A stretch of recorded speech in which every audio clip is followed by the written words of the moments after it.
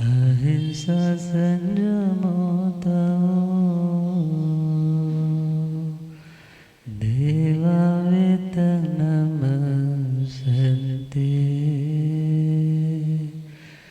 जस धमे सया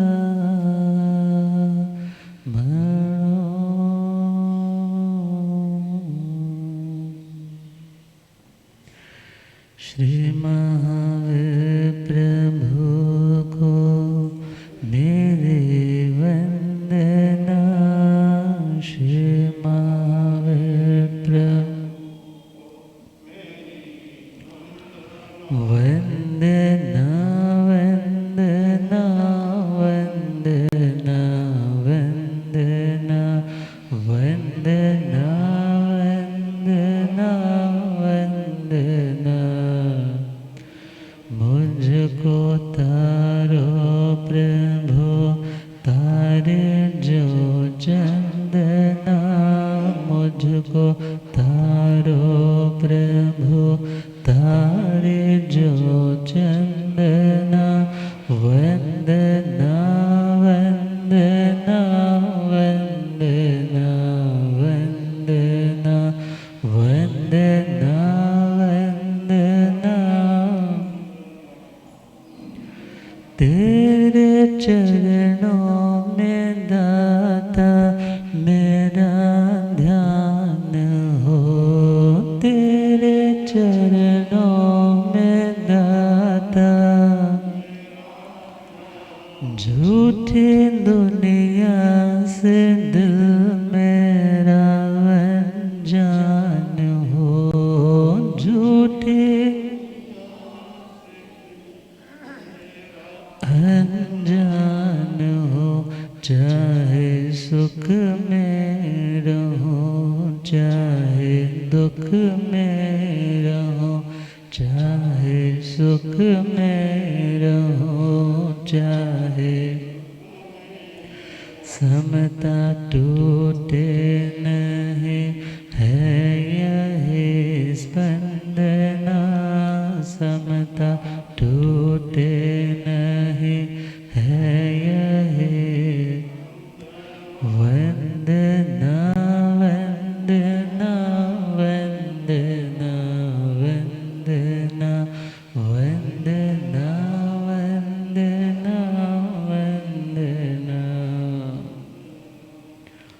अनंत अनंत शांति की निकेतन शासनपति श्रमण भगवान महावीर स्वामी के पावन चरण वृंदों में हार्दिक भावना वंदन नमन।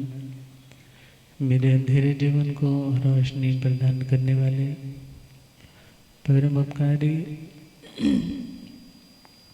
आगम ज्ञान के भंडार आगम ज्ञाता आगम पुरुष जिन शास्त्ररत्न हिमाचल केसरी उपाध्याय भगवंत श्रद्धेय गुरुदेव श्री जितेंद्र मुनि जी महाराज साहब के पावन चरण कमलों में हार्दिक भावना वंदन नमन। आदरणीय सेवा भाई श्री प्रशमित मुनि जी, धर्म सभा में उपस्थित धर्म अनुरागियों, सुशीलवती माताओं एवं बहनों, असीम पुण्यदेव से भाग्यदेव से आप सबको वीतराग शासन और जिनवाणी श्रवण करने का सौभाग्य मिल रहा है। श्रवण कर रहे हैं आत्मा को शांत बनाने का उपाय प्रतिक्रमण। बहुत लोग प्रश्न कर देते हैं, साधु महाराज ने तो व्रत लिए हैं, उन्होंने उन नियमों का यदि अतिक्रमण किया तो पुनः अपनी मर्यादा में लौटना रूप प्रतिक्रमण उनके लिए तो जरूरी हो, मगर जिन्होंने कोई नियम ही नहीं लिया,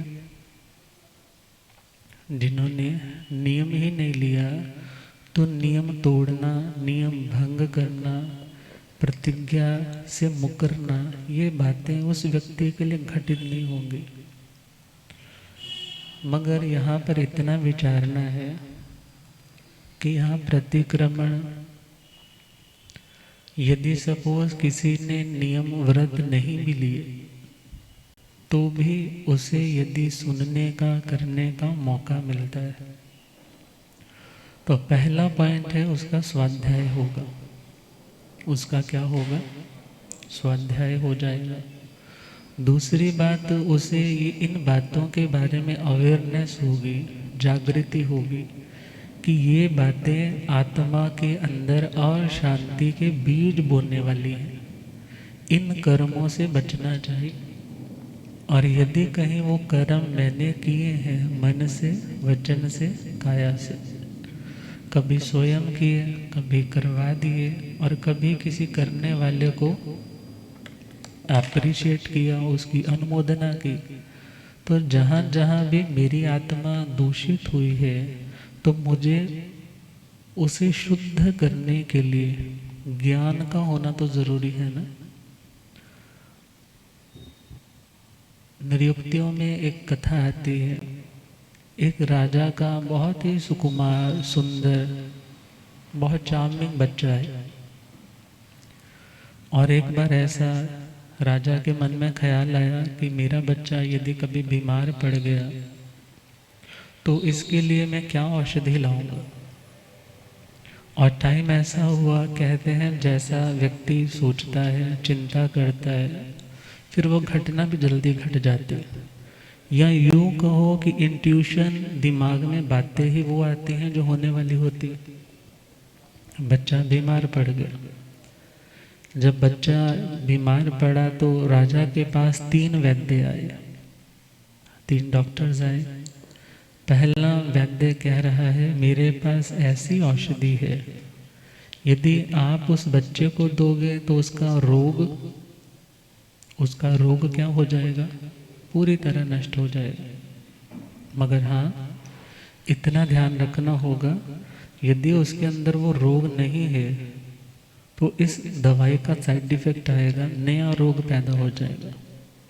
तो राजा ने सोचा, अच्छा दूसरी ऑप्शन सुन ले। दूसरा डॉक्टर कह रहा है मेरे पास ऐसी औषधि है, यदि आपके बच्चे को कोई बीमारी है तो उसे वो बिल्कुल क्योर कर दे, और यदि सपोज बीमारी नहीं है तो इस दवाई का कोई प्रभाव नहीं आएगा। राजा ने सोचा पहले वाले से बेटर है।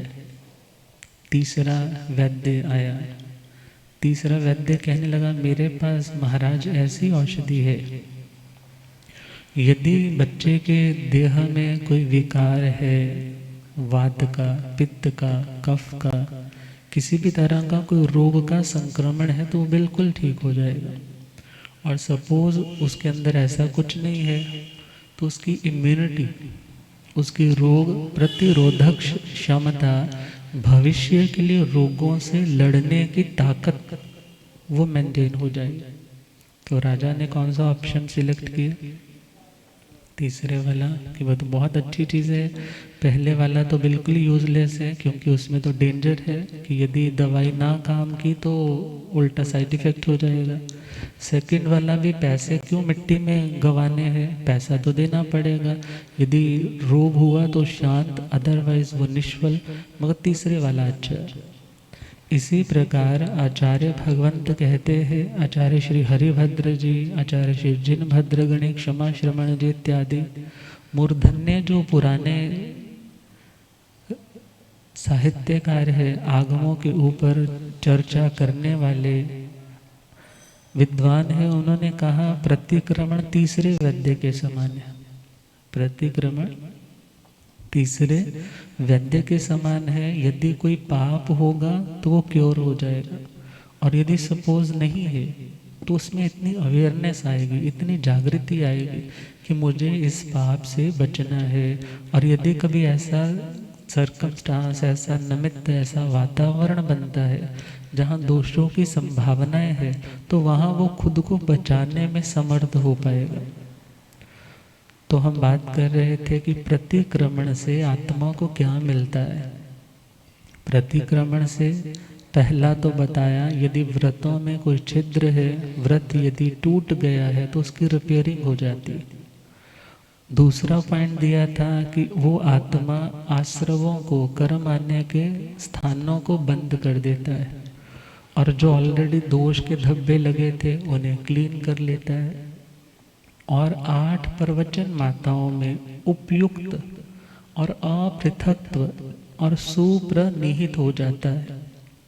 पहला पॉइंट उपयुक्त मतलब उनको फॉलो करने में वो दत्तचित्त हो जाता है, संलग्न हो जाता है।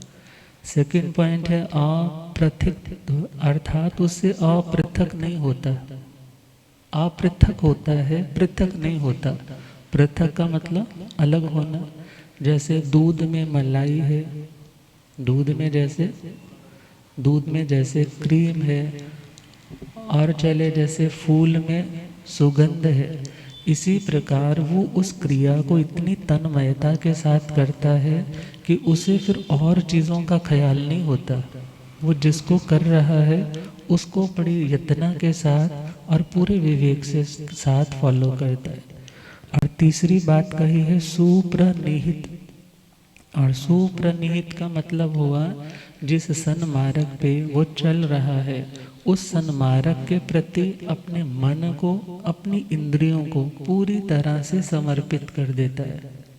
अर्थात जो आत्मा इतनी तन्मयता के साथ, इतनी एकाग्रता के साथ, इतने समर्पण के साथ उन 8 प्रवचन माताओं की पालना करता है, उसका संयम में शरीर क्षत विक्षत नहीं होता।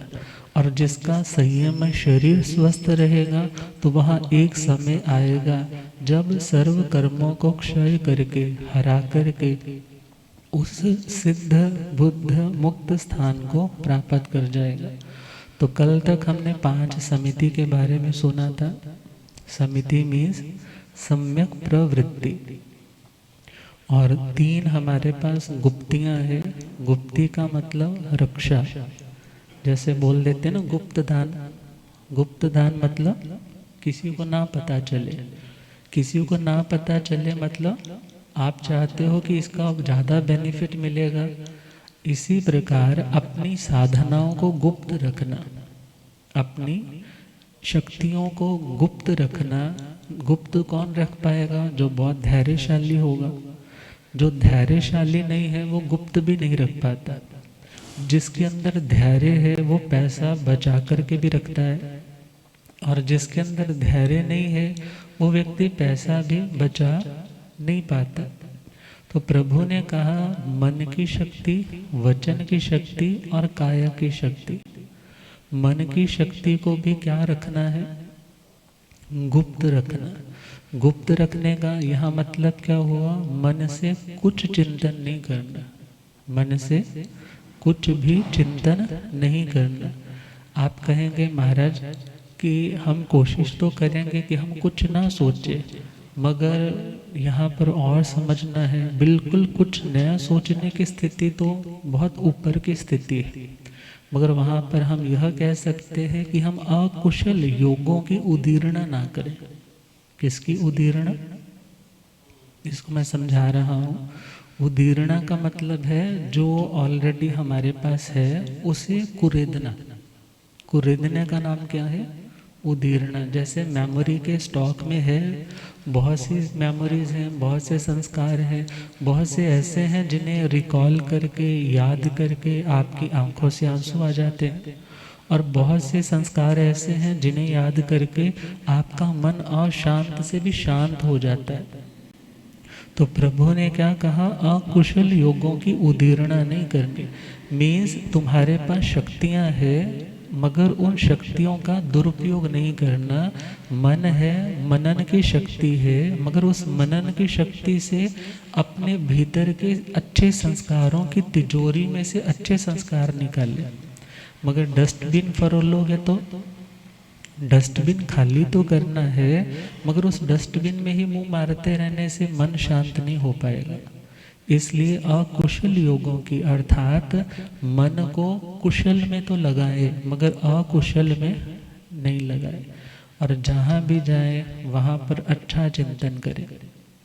तीन चीज़ें आती हैं, शुभ, अशुभ और शुद्ध।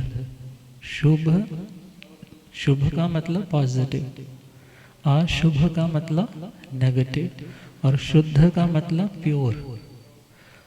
तो जो व्यक्ति नेगेटिव से हटेगा उसे फर्स्ट इंस्ट्रक्शन है कि वो नेगेटिव से पॉजिटिव सोचे। नेगेटिव से क्या सोचे? पॉजिटिव सोचे। मगर पॉजिटिव से भी और ऊपर की चीज़ कौन सी है? प्योर सोचे। कैसे सोचे? प्योर। क्योंकि पॉजिटिव वाले में भी कहीं ना कहीं तुम्हारे मन में कोई ना कोई डिज़ायर है, या किसी के प्रति तुम अच्छा सोच रहे हो, उसका ऐसा हो जाए, उसका ऐसा अच्छा हो जाए। मगर प्योर थॉट में तुम सबके लिए अच्छा सोचते हो। प्योर थॉट में तुम सबके लिए अच्छा सोचते हो।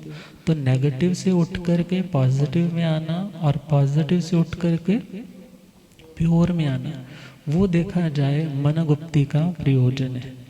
और जहाँ पे मन गुप्ती है तो वो व्यक्ति मन से कोई दुष्चिंतन नहीं करेगा। मन की शक्तियों का मननशीलता के द्वारा किसी के विनाश का, किसी के घात का चिंतन नहीं करेगा। क्योंकि ऐसे बहुत से मंत्र रहते हैं जिनका मनन करते करते उनकी फ्रिक्वेंसी ऐसी बढ़ती है, तुम मारण, उच्चाटन, सम्मोहन, स्तंभन आदि कर सकते हो। सामने वाला खड़ा है वहीं खड़ा रहे। सामने वाले का दिमाग तुम हिप्नोटाइज करके अपनी और अपने अकॉर्डिंगली चला सकते। मगर वो साधनाएं आत्मा के कल्याण की नहीं है। आज सामने वाले को तुम अपने अनुसार चलाओगे, कल को कर्म तुम्हें अपनी उंगलियों पे नचाएंगे। इसलिए प्रभु कहते हैं तुम्हें ऐसा मार्ग सिलेक्ट नहीं करना, चूज नहीं करना। तो मन गुप्ती का मतलब मन की शक्ति का नियंत्रण, मन की शक्ति का ऐसा नियंत्रण कि उसको तुम यूज ही नहीं कर रहे हो। और यदि यूज करना है तो प्योरिटी की ओर यूज कर रहे हो। और दूसरा पॉइंट है वचन गुप्ती। वाणी के बोलने की कला है, मगर कहीं पर बोलना ज़रूरी है और कहीं पर बोलना ज़रूरी नहीं। भगवान कहते हैं जहाँ बोलना ज़रूरी है वहाँ भाषा समिति पूर्वक बोलो। भाषा समिति पूर्वक में यदि गाड़ी चलाने की ज़रूरत है तो गाड़ी तरीके से चलाओ, और यदि गाड़ी चलाने की ज़रूरत नहीं है तो उसको गैराज में खड़ी रहने दो। इसी प्रकार जहाँ बोलने की ज़रूरत है तो वहाँ तो अपने वचन की शक्ति का प्रयोग करे। मगर जहाँ बोलने से कलेश बढ़ेगा, वैर बढ़ेगा, सामने वाले के हृदय में खटास आएगी, तो वहाँ पर मौन रहने की कोशिश करे। भगवान ने कहा था ना सभी संतों को कि वो गौशाला आएगा, मगर क्या रखना? मौन रखना। पंजाबी में एक भजन आता है, कौड़ी तकरीर नाल तकरार ना करी, मन्ना याद रखी, सोना छड़ के तो मिट्टी दा व्यापार ना करी, मन्ना याद रखी। मीन्स जिस व्यक्ति ने समझना नहीं है, जिस व्यक्ति ने आपकी बात को अंडरस्टैंड नहीं करना और वो कड़वी प्रकृति का है, तीखा बोलने वाला है, तो ऐसे व्यक्ति के साथ बोलने के स्थान पर क्या रखें? मौन रखें। जहाँ बोलने से तत्व का निश्चय हो, जहाँ बोलने से आत्मा को समाधान मिले, वहाँ तो बोले। मगर जहाँ बोलने से आर्त ध्यान बढ़े, रौद्र ध्यान बढ़े और शांति बढ़े, वैमनस्य बढ़े, मनों में भिन्नताएं आए, दूरियां बढ़े, ऐसे स्थान पर क्या कोशिश करें? वचन गुप्ती। और जो वचन गुप्ती की कला में निपुण है, सच्चे अर्थों में वो व्यक्ति सच्चा साधक है। और जिसको ये नहीं पता कहाँ क्या बोलना है, कहाँ चुप रहना है, अर्थात वो अभी 8 प्रवचन माताओं की साधना में उपयुक्त नहीं है, संलग्न नहीं है, सुप्रनिहित नहीं है। मगर प्रतिक्रमण से ये रियलाइजेशंस होती हैं, बार बार उसको रियलाइज होता है कि मैंने अपने मन का यहाँ दुष्चिंतन किया, मुझे इनका गोपन करना था, मुझे नहीं सोचना था, मुझे ऐसा नहीं बोलना था। यदि मैंने बोला तो मैं क्या करता हूँ? पुनः अपने स्वरूप में, पुनः अपने स्वरूप में मतलब पुनः मैं अच्छा बोलने का प्रण लेता हूँ, वरना मौन रहने का प्रण लेता हूँ। और तीसरी बात है काया गुप्ती। काया गुप्ती का मतलब जैसे वाणी से मौन रहते हैं तो उसका नाम है वचन गुप्ती। मन से भी जब मौन हो जाता है उसका नाम है मन गुप्ती। मन से भी कुछ नहीं सोच रहे, उसका नाम मनोगुप्ति। और काया से जब बिल्कुल स्थिर हो जाते हो, एक पोस्चर में आप बैठ जाते हो, ना हाथ चल रहे हैं ना पांव चल रहे हैं, मगर हाँ जो ऑटो मोड की चीज़ें हैं जो तुम्हारे कंट्रोल में नहीं है, जो नेचुरली चल रही है, उनके चलने को तो तुम नहीं रोक सकते, मगर ये शरीर को स्थिर करने का अभ्यास समय आने पर मन को साधने में सहयोगी बनता है। इसलिए प्रभु ने कहा अपनी शक्ति का गोपन करे, सुरक्षित रखे, व्यर्थ में इधर उधर घूमना बंद करे, व्यर्थ में जो शारीरिक चेष्टाएं हैं उन्हें भी नियंत्रित करने का अभ्यास करे।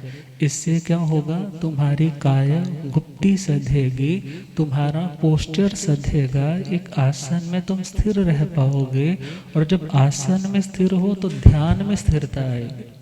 जब आसन में स्थिर हो तो तुम्हें ध्यान में स्थिरता आएगी, अदरवाइज तुम्हारा ध्यान बार बार ब्रेक होता रहेगा, कभी घुटने की ओर ध्यान जाएगा, कभी कमर की ओर, कभी गर्दन की ओर। मगर लंबे टाइम तक किसी साधना में आगे बैठना है तो काय गुप्ती का अभ्यास भी आवश्यक है। तो प्रभु ने कहा कि जो आत्मा 5 समिति और 3 गुप्ती की आराधना करता है, और आराधना भी कैसे, पूरे मनोयोग से उसके प्रति समर्पित हो जाता है, उसी आत्मा का प्रतिक्रमण वास्तविक अर्थों में सच्चा प्रतिक्रमण हो पाता है। और प्रतिक्रमण के बारे में हम चले तो जहाँ पर द्रव्य प्रतिक्रमण, भाव प्रतिक्रमण, ये 2 शब्द अक्सर सुनते हैं। द्रव्य का मतलब शब्द पढ़े, आसन भी बिछाया, पूंजनी से प्रतिलेखना भी कर ली, मुख वस्त्रिका भी लगा ली, उठ बैठ करके वंदना भी कर रहे हैं, ध्यान में भी खड़े हो रहे हैं, हर क्रिया कर रहे हैं, मगर उसमें उपयोग नहीं है। उसमें क्या नहीं है, उपयोग में उसमें ध्यान नहीं है। जहाँ जहाँ कहाँ कहाँ गलती की है उसकी ओर ध्यान नहीं जा रहा, तो कहा जाता है ये प्रतिक्रमण कौन सा है, द्रव्य प्रतिक्रमण। और आगे चले सेकंड प्रतिक्रमण है भाव प्रतिक्रमण। भाव प्रतिक्रमण में तुम्हारी एक एक क्रिया के साथ तुम्हारी भावना जुड़ रही है, तुम्हारी एक एक क्रिया के साथ तुम्हारी भावना जुड़ रही है, उपयोग जुड़ रहा है, तो उस प्रतिक्रमण का नाम क्या है, भाव प्रतिक्रमण। काल प्रतिक्रमण भी होता है। काल प्रतिक्रमण 3 टाइप का हो गया, भूतकाल की आलोचना, वर्तमान का संवर, आगम काल का पच्चखान। ये चीज़ें भी प्रतिक्रमण में आ जाती हैं कि यदि कुछ पास्ट में बीत चुका है उसे रिकॉल किया, वर्तमान में मैं उन पापों से बचा रहूं उसके लिए उन पापों से निवृत्त रहने का संकल्प, और भविष्य में भी वो दोष ना आए तो उसके लिए पच्चखान लिया जाता है। और भाव प्रतिक्रमण जब हमने सुना, द्रव्य, भाव और हमारे पास काल प्रतिक्रमण, तो यह प्रतिक्रमण आत्मा को बार बार समझाता है, जहाँ जहाँ तुम अपने घर को छोड़ करके जाते हो और शांति पाते हो, तो तुम्हें बार बार अपने आत्म भावों में लौटने का अभ्यास करना। और फिर कंपैरिजन करो, बाहर ज़्यादा सुख है या भीतर ज़्यादा सुख है, और जहाँ ज़्यादा सुख है वहाँ ज़्यादा देर रहने का अभ्यास बनाओ। और जब ज़्यादा अभ्यास बढ़ेगा तो फिर दुनिया में मात्र तुम्हें कर्म काटने के लिए, व्यवहार निभाने के लिए वो क्रियाएं करनी आवश्यक लगेगी, मगर उनके प्रति ना तो तुम्हारा राग बढ़ेगा और ना तुम्हारा द्वेष की परिणति बढ़ पाएगी। इसलिए कहा है आत्मा जहाँ जहाँ भी कर्मों की श्रृंखलाएं बंध रही है उन्हें तोड़ने का यदि कोई उपक्रम है तो उसका नाम है प्रतिक्रमण। और प्रतिक्रमण में देखें तो स्टार्टिंग यदि हम साधु प्रतिक्रमण इत्यादि से करते हैं तो वहाँ पर व्रत उसके 5 महाव्रत है, श्रावक है तो उसके 5 अणुव्रत हैं। अब उनको जानना पहले आवश्यक है, जानने के बाद कितना फॉलो हो रहा है उसको भी पहचानना आवश्यक है, और उसके बाद उसकी आलोचना, निंदना, ग्रहणा करके पुनः अपने स्वरूप में, अपनी मर्यादा में लौटना भी आवश्यक है। तो 6 जीव निकाय का प्रतिक्रमण मैंने कहीं पृथ्वी काय की विराधना की, अप काय की, तेजस काय की, वायु काय की, वनस्पति काय की और तरस काय की। तो उस सारी की सारी विराधनाओं का मीन्स मैंने किसी को तकलीफ पहुंचाई, किसी को तंग किया अपने स्वार्थ के कारण। यहाँ दो बातें हैं, एक है तकलीफ देना, दूसरा है किसी का ध्यान रख सकते हैं फिर भी नहीं रखना। दोनों चीज़ें, एक है अपनी ड्यूटी से विमुख होना और एक है अपनी ड्यूटी को गलत तरीके से फॉलो करना। दोनों चीज़ें ये गलती में शुमार होती। अर्थात तुम अच्छा कर सकते थे मगर टाइम भी था, मगर फिर भी तुमने उस चीज़ की उपेक्षा की, उसे इग्नोर किया, ये भी दोष है। और जो चीज़ तुम कर रहे थे वो तुमने ठीक नहीं की, ये भी दोष है। जो करना चाहिए उसकी उपेक्षा करना वो भी दोष है। और जो किया वो ढंग से नहीं किया, ये भी क्या है, ये भी दोष है। तो यहाँ पर स्वाध्याय इत्यादि का जो वक्त है, स्वाध्याय को के टाइम को गप्पों में लगा दिया, टाइम भी नहीं निकला। अब वो टाइम चला गया है तो उसका भी प्रतिक्रमण, उसकी भी रियलाइजेशन कि हे प्रभु टाइम था मेरे पास मगर मैंने क्या किया, उस टाइम को वी कथाओं में निकाल दिया। टाइम था मगर वो कषायों में निकाल दिया, कभी क्रोध करके, कभी अभिमान करके, कभी माया करके और कभी लोभ करके। हे प्रभु मैं पुनः स्वरूप में आता हूँ और यह प्रण करता हूँ मैं दोबारा से ऐसे टाइम को वेस्ट नहीं करूँगा। यदि इतनी अवेयरनेस बार बार तुम लेकर के आओगे ना तो कोई ना कोई चीज़ ज़रूर आएगा। और आगे चले तो स्वाध्याय की बात आती है तो आपके लिए स्वाध्याय तो अक्सर कौन सा है, प्रवचन में आ गए। विरला कोई होता है जो बाद में जाके पढ़ेगा या दिन में रात में कुछ देर पढ़ेगा, मगर जब प्रवचन में तुम्हें इतना इजी वे में सब कुछ मिल रहा है। जैसे कहते हैं ना, माँ भोजन करती है, उसे परिणत कर रही है, पचाती है, फिर जाकर के वो दूध के रूप में परिणत हुआ, चेंज हुआ। बच्चे को तो क्या करना है, जस्ट क्या करना है, माँ का जस्ट फीड लेनी है। और यदि बच्चा उसमें भी प्रॉब्लम बोले कि नहीं नहीं मेरे से नहीं पिया जाता, तो बच्चा कुपोषण का शिकार हो जाए। खुद स्वाध्याय करते नहीं, और जहाँ स्वाध्याय चिंतन मन के साथ आपको इतना कुछ परोसा जा रहा है और इतना इजी वे में परोसा जा रहा है कि तुम यदि सुनो तो तुम्हारी जो आध्यात्मिक जो खुराक है तुम्हें मिले, तुम्हारा स्पिरिचुअल जो स्ट्रक्चर है वो मजबूत बनने लगे। और यदि उसे भी नहीं सुनोगे तो फिर तो धार्मिक जीवन तुम्हारा, तुम्हारी श्रद्धाएं भी बदलेंगी, तुम्हारा व्यवहार भी गलत होने लग जाएगा, कर्म के बंधनों से भी मुक्त नहीं हो पाओगे। तो मीन्स यदि स्वाध्याय का वक्त था मगर स्वाध्याय नहीं किया, प्रवचन में जाने का वक्त था मगर कभी आलस किया, कभी कोई दोस्त आ गया, कभी घूमने की बात आ गई, तो हे प्रभु जहाँ जहाँ मैंने अच्छी चीज़ों को इग्नोर किया उसका मैं क्या करता हूँ, प्रतिक्रमण करता हूँ।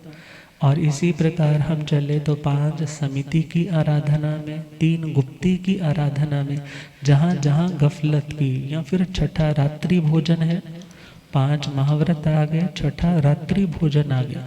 मैं आज रात का भोजन का त्याग कर सकता था मगर क्या सोचा, क्या ज़रूरत है, कोई बात नहीं। अर्थात जहाँ नियम में आ सकता था वहाँ जानबूझ करके नियम नहीं फॉलो किया, तो वहाँ उसका भी प्रतिक्रमण से क्या होगा, भावना जागेगी कि मैं भी करूँ, मैं कर सकता हूँ, मगर मेरी लापरवाही के कारण ये चीज़ फॉलो नहीं हो रही। और आगे 33 आशातनाएं आ जाते हैं कि मैंने यदि अपने बड़ों की किसी भी तरह से अवहेलना की, उनकी बात को इग्नोर किया, उनको छोटा सिद्ध करने के लिए अपनी बात को डोमिनेटिंगली उनके ऊपर थोपा, तो हे प्रभु उन सभी बातों का मैं क्या करता हूँ, प्रतिक्रमण। कल मैं भी बड़ा हो जाऊंगा, यदि मेरे छोटे मेरे आगे ऐसा व्यवहार करेंगे तो मुझे अच्छा नहीं लगेगा। तो मुझे दूसरे को चेंज करने से पहले अपने व्यवहार में चेंज लाना है, मुझे खुद हम्बल बन के दिखाना है, तब वो मुझे फॉलो भी करेंगे और मैं कहने का हकदार भी बनूंगा कि तुम्हें ऐसा व्यवहार नहीं करना चाहिए। और आगे चले तो 33 अशातनाएं भी आ जाती है, 18 पापों का भी आ जाता है प्रतिक्रमण। 18 पापों की लिस्ट तैयार करके कहाँ कहाँ कितना कितना पाप लगा। हे प्रभु, मैं कोशिश करूं कि मैं दोबारा से ये पाप न करूं। और हम चले तो मूल गुण है, उत्तर गुण है, या इरिया समिति, भाषा समिति इत्यादि आए।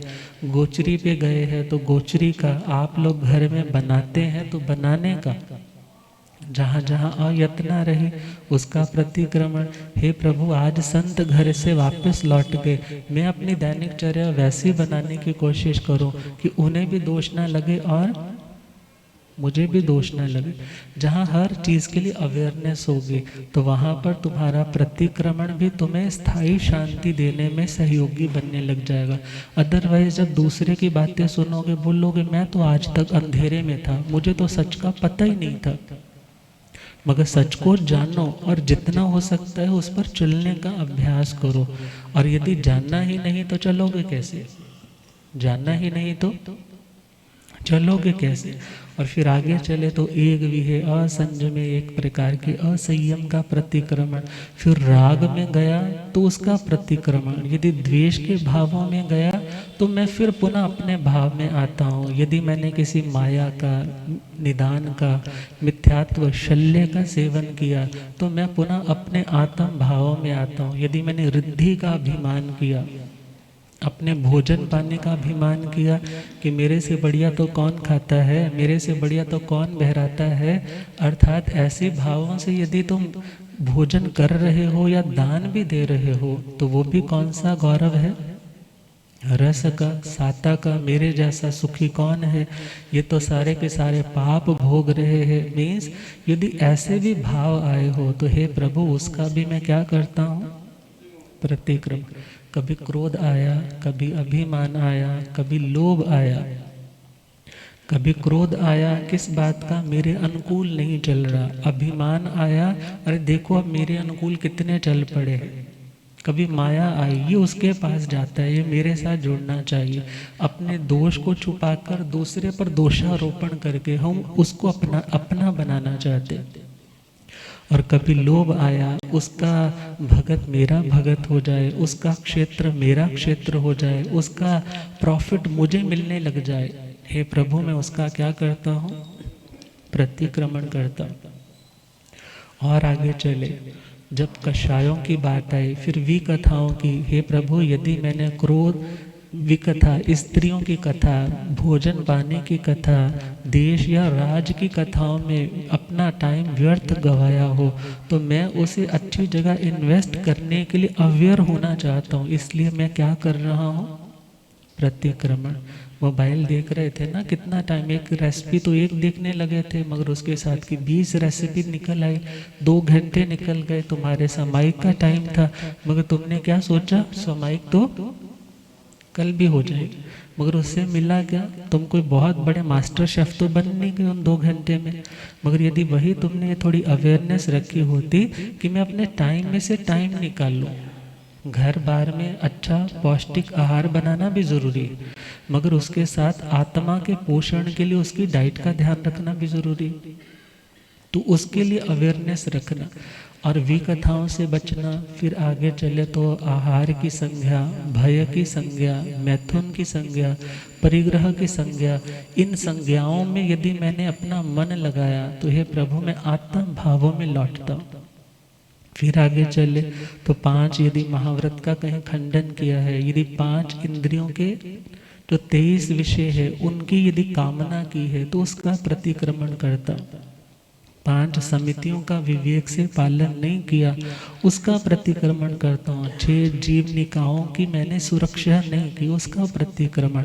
6 लेश्याओं में से अशुभ का ध्यान तो किया मगर शुभ लेश्याओं का फॉलोअप मैं नहीं कर पाया। और यदि ध्यान इत्यादि की बात है, अशुभ ध्यान तो ध्याय, शुभ नहीं ध्या पाया। और फिर मैं दुनिया में 7 प्रकार के भयों से यूं ही संत्रस्त रहा। और फिर आगे चलते चलते 8 प्रवचन माताएं हैं या 9 ब्रह्मचर्य की बाड़े हैं, उनका मैं ध्यान नहीं रख पाया। 10 प्रकार के यति धर्म की पालना नहीं कर पाया इत्यादि। जब चलता जाएगा आगे आगे, जब प्रतिक्रमण करोगे तो इस प्रतिक्रमण में ओवरऑल हर चीज़ को इंक्लूड किया गया। बहुत से कह देते हैं ना कि ये पुराने टाइम का है, प्राकृत लैंग्वेज का है, कौन सा समझ आता है, कौन से कर्म कटेंगे। हर व्यक्ति की अपने अपने दोष होते हैं, अपनी अपनी कमियां होती हैं, अपने अपने अटेम्पटेशंस होती है, तो हमें तो उनका प्रतिक्रमण करना चाहिए। तो ध्यान देना, इसमें सारे आ जाएंगे। इसमें क्या होगा, इसमें सारे दोष आ जाएंगे। तुम एक एक को रियलाइज करते हो, उसकी क्षमा याचना करोगे। कुछ हो सकते हैं जिन्हें तुमने आज अटेम्प्ट किया, कुछ हो सकते हैं 10 साल पहले अटेम्प्ट किया, कुछ हो सकते हैं कि पूर्व जन्मों में अटेम्प्ट किए। तो उन सभी का क्या हो जाएगा, प्रतिक्रमण। और उससे क्या होगा, फ्यूचर के संस्कार दृढ़ हो जाएंगे, इम्यूनिटी तुम्हारी एनहांस हो जाएगी, मजबूत हो जाएगी, तो तुम उससे बच पाओगे। सपोज दोष सेवन फिर भी कर रहे हो, तो वहां पर भी क्या ध्यान देना कि तुम वो दोष का सेवन फिर मनोयोग से नहीं करोगे, मनोयोग से नहीं करोगे, बल्कि तुम परिस्थितियों के कारण मजबूर होकर के वो कर रहे हो। मगर क्या भावना रखोगे, वो दिन धन्य होगा जब पूरी तरह से इनसे भी मैं मुक्त हो जाऊं। तो इसी प्रकार जब हम पूरी तरह से इन चीज़ों का ध्यान देते हैं, तो ये प्रतिक्रमण हमने अपने लिए करना है। हम शांत क्यों नहीं हो पाते, क्योंकि हम दूसरों का प्रतिक्रमण तो खूब कर देते हैं, मगर अपना प्रतिक्रमण। उपाध्याय श्री अमर मुनि जी महाराज साहब ने एक स्टोरी उठाई है कि एक व्यक्ति यात्रा कर रहा है और बहुत लंबे टाइम से यात्रा में, मगर उसकी यात्रा का अंत नहीं आ रहा। तो उस व्यक्ति को जब देखा, तो उस व्यक्ति ने ना अपने आगे खुर्जी, खुर्जी मतलब बैग्स टांग रखे। और वो बैग कैसे है, सामने फ्रंट वाली जगह पे उसने अपने गुण रखे हैं, दूसरों के दोष रखे। साधु महाराज के आपने देखा होगा ना, ऐसे गले में बैग डालते हैं। तो सपोज करो वो 2 तरह के थैले हैं, एक इधर और एक इधर। इधर वाले थैले में अपने गुण डाले हैं कि मैंने वहाँ दान दिया, मैं ना होता तो समाज चलता ही नहीं, मैं ना होता तो चौमासा ही नहीं होता, मैं नहीं होता तो संघ का तो बेड़ा ही गर्क हो जाता है। कितनी मैं पाल रखी होती है व्यक्ति ने, मैं ना होता तो परिवार रुल जाता, मैं नहीं होता तो रिश्तेदारों का काम यूं ही बर्बाद हो जाता, मैं था तो मैंने कर दिया। हर चीज़, सारे अवार्ड्स को किस में डाल रखे हैं, फ्रंट में। और इसमें क्या डाल रखा है, दूसरों के दोष। अरे वो निकम्मा, उसका चरित्र अच्छा नहीं, उसके बारे में वो घटना मैंने सुनी थी, उस व्यक्ति ने ये पाप किया, उसने वहाँ से ये चुराया, उस व्यक्ति ने ये काम किया। अर्थात ये दुनिया तो नरक बन चुकी है। अब उसने दुनिया के बारे में तो कौन सा एस्पेक्ट बना रखा है, सारे बुरे। और अपने लिए कौन सा एस्पेक्ट बनाया है कि मेरे से बढ़िया तो कोई नहीं। और पिछली वाली साइड पे क्या डाल रखा है, अपने दोष और दूसरों की अच्छाइयाँ। अपने दोष भी कहाँ डाले हैं, नज़र नहीं ना जाती कि मैं कैसा हूँ, मुझे गुस्सा भी आता है, क्रोध भी आ रहा है, अभिमान भी आ रहा है, छल कपट भी करता हूँ, लोगों की नज़र चुरा करके बहुत से पाप करता हूँ। मगर वो कहाँ रखे हैं, वो तो पीठ पीछे रखे हैं। और जो जो लोगों में क्वालिटीज़ हैं, कोई तपस्वी है, कोई श्रावक वृत्ति पाल रहा है, कोई दानी है, कोई बहुत सज्जन है, वो कहाँ है, वो बैक पे। गुरुदेव पधारे। हो रब मेरा सतगुरु बन के आया मैनू,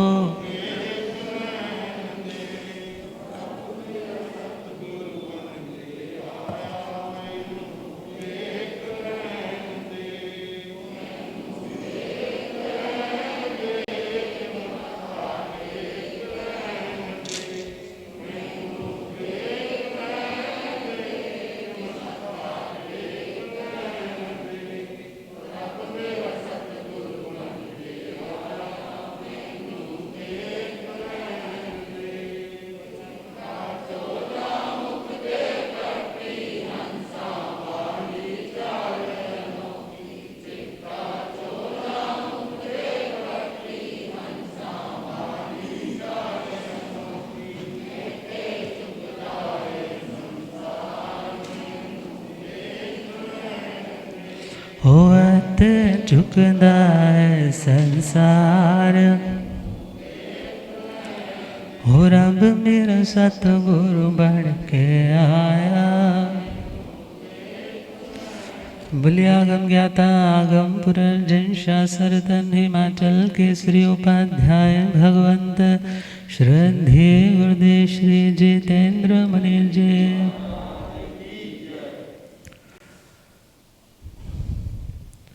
तो उस यात्री को यदि सुखी होना है, अपनी यात्रा का अंत करना है, तो उसे क्या करना होगा? क्या करना होगा? पिछले वाले बैग्स को आगे और आगे वाले बैग को, दिस इज प्रतिक्रमण। प्रतिक्रमण मतलब जो पीछे था उसको आगे ले आए, जो आगे था उसे अब दिख रहा है मेरे में तो ये भी बुराई है, मेरे में तो विकार भी बहुत है, गुस्सा भी बहुत है, अहंकार भी बहुत है, छोटी छोटी बात पे झगड़ता भी हूँ, इरिटेट भी होता हूँ। और दूसरों की अच्छाइयाँ, और उसके अंदर कितना अच्छा व्यवहार, कितना विनम्र है, कितना सरल है, कितना उसके अंदर काइंडनेस है, कितना वो व्यक्ति बिग हार्टेड है। और अपनी सारी अच्छाइयाँ वो सोचता है यदि अच्छाई है भी तो कोई बात नहीं, दुनिया अपने आप पहचान जाएगी, फूल होगा तो खुशबू पहुंच जाएगी हवा के संपर्क से, मगर मुझे बोलने की ज़रूरत नहीं। और किसी के अंदर यदि बुराई है तो वो सोचता है उसका जिम्मेदार वो है। यदि मेरे प्रति वो बहुत व्यक्ति अटैच्ड है तो उसे अच्छे भावों से समझाना मेरा कर्तव्य है, मगर खुद कष्ट में आ जाना, खुद दुखी होते रहना और अपने सुधार को छोड़ करके दूसरों को सुधारने में लगे रहना, तो ये यात्रा कभी अंत होने वाली नहीं। इसलिए कहा है आत्मा तुम्हें प्रतिक्रमण करना, अपने आत्मा की शुद्धि के लिए। दूसरों के दोषों को देखते रहेंगे तो कभी प्रतिक्रमण नहीं होगा। और यदि खुद को देखोगे, खुद को देखोगे, खुद की कमियों को देखोगे, खुद के दोषों को देखोगे, तभी तुम्हारा सच्चा प्रतिक्रमण हो पाएगा। और महासाध्वी प्रिय दर्शना जी ने प्रतिक्रमण किया, सुनते हैं ना, जमाली जी की जो अर्धांगिनी थी, प्रभु की बेटी थी, मगर मिथ्यात्व के कारण किसके साथ चलेगी? मगर जैसे ही वो ढंक श्रावक ने प्रतिबोध दिया, पुनः प्रभु के शासन में आ गई। और फिर हम आगे चले, जो अव्रत का सिंह गुफावासी मुनिराज ने स्थूलीभद्र जी के साथ ईर्ष्या के कारण कोशा के वैश्यालय में चले गए थे, वहाँ मैं चुमासा करूँगा। मगर जैसे ही वहाँ पराजित हुए हैं तो आकर के गुरु चरणों में प्रतिक्रमण किया कि मैंने ईर्ष्या के कारण, कंपैरिजन के कारण ये काम करने का लक्ष्य किया, इसलिए मैं भाव से गिरा हूँ, पुनः संयम दो। और हम चले प्रमाद का प्रतिक्रमण। शैलक राज ऋषि जी जब जैसे ही पंथक ने चरणों में सिर दिया तो क्या रियलाइज हुआ, अरे मैं किन भावों से बना था और आज क्या हो गया। और आगे चले कषायों का प्रतिक्रमण चंड रुद्राचार्य जी ने किया, और यहाँ हम कहें तो वो चंड कौशिक ने किया, बाहुबली जी ने किया। योगों का प्रतिक्रमण उनमें मेन मन का देखे तो प्रसन्न चंद्र राज ऋषि ने किया। जिसने प्रतिक्रमण किया वो आराधक हो गया, वो ऊपर उठ गया। इसलिए हे आत्मा, हमें ऊपर उठना, हमें दूसरों की चिंता को छोड़ करके अपनी आत्मा की चिंता और उस चिंता को भी चिंतन में बदलना है, तब भी हमारा सच्चा प्रतिक्रमण हो पाएगा। और प्रेम से गुनगुनाएंगे, भूल से जो निज भाव था त्यागा, पुनः करे स्वीकार, प्रतिक्रमण वो साधन करता जो जीवन सुधार हो। प्रतिक्रमण वो साधन करता जो जीवन सुधार। उदय भाव जब कर्मों का है आ जाता, उदय भाव जब कर्मों का है, कभी कभी दोषों का पानी भर जाता, कभी कभी दोषों का पानी, छिद्र व्रतों के दूर हो सारे, होता भव जल पार।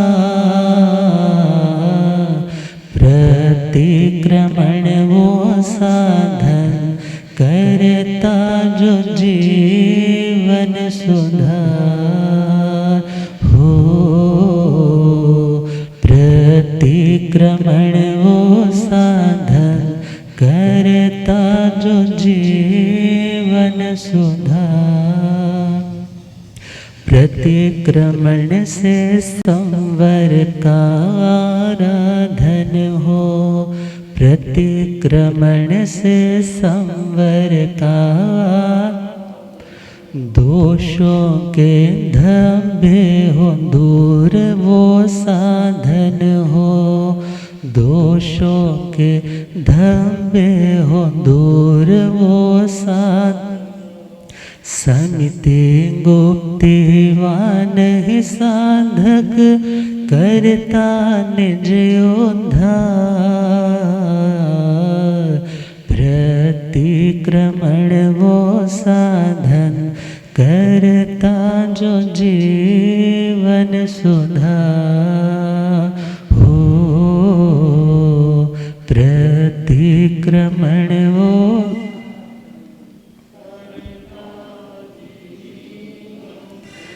मंजिल से विपरीत चले तो अतिक्रमण, मंजिल से विपरीत चले तो सही दिशा में वापस लौटे प्रतिक्रमण, सही दिशा में वापस लौटे। हो जाए प्रभास हृदय में उतरे सारा भार, प्रतिक्रमण वो साधन करता जो जीवन सुधार हो, प्रतिक्रमण वो साधन करता जो जीवन सुधार। अर्थात यदि दोष लगा है उसकी शुद्धि किससे होगी? प्रतिक्रमण। यदि ये कहें कि दोष लगना ही नहीं चाहिए, दोष होता ही नहीं है, तो प्रतिक्रमण की कोई ज़रूरत नहीं। साबुन की ज़रूरत क्यों है? कपड़ा क्या हो जाता है? मैला। इसलिए किसकी ज़रूरत है? साबुन की। यदि कपड़ा मैला ही ना हो तो सिद्ध आत्माओं को प्रतिक्रमण की ज़रूरत नहीं होती। मगर छद्मस्त दोष का सेवन कभी कभी प्रमाद, मिथ्यात्व, अवरत, कषाय योगों के कारण कर बैठता है, तो उसकी धुलाई किसके द्वारा होगी? और प्रतिक्रमण के पाठ यदि सेम रखे हैं तो उसका रीज़न है एक सिमिलैरिटी बनी रहे। अदरवाइज क्या होगा? कोई कौन सा पाठ बोलेगा, कोई कौन सा पाठ बोलेगा। समस्त्री का प्रतिक्रमण आया, 500 लोग तो बैठे हैं मगर 500 के 500 अपनी अपनी चर्चा कर रहे हैं। तो एक सामूहिक रूप में एक सिमिलैरिटी बनी रहे, तो उसके लिए इन्हीं भाषाओं का प्रतिक्रमण करना चाहिए। नहीं आता तो अपनी ज़िंदगी के दिन के क्रियाकलापों को रात के समय देखे, रात्रि के सुबह को देखे, 15 दिन में देखे, 30 दिन में देखे, 4 महीने में देखे, 4-4 महीने के स्लॉट में देखे, वरना साल में देखे। साल में नहीं भी देख पाए तो ज़िंदगी के लास्ट में ज़रूर देखे, तभी आत्मा रिलैक्स हो पाएगी। तो प्रतिक्रमण का प्रकरण आज कंप्लीट हुआ। कल हम कायत सरक के ऊपर आएंगे। मेंटल रिलैक्सेशन, बॉडी रिलैक्सेशन किस तरह से होती है, डिजीज़ से कैसे बचा जा सकता है, उनके ऊपर हम श्रवण करेंगे। हम गुरुदेव कृपा करें। ओम शांति।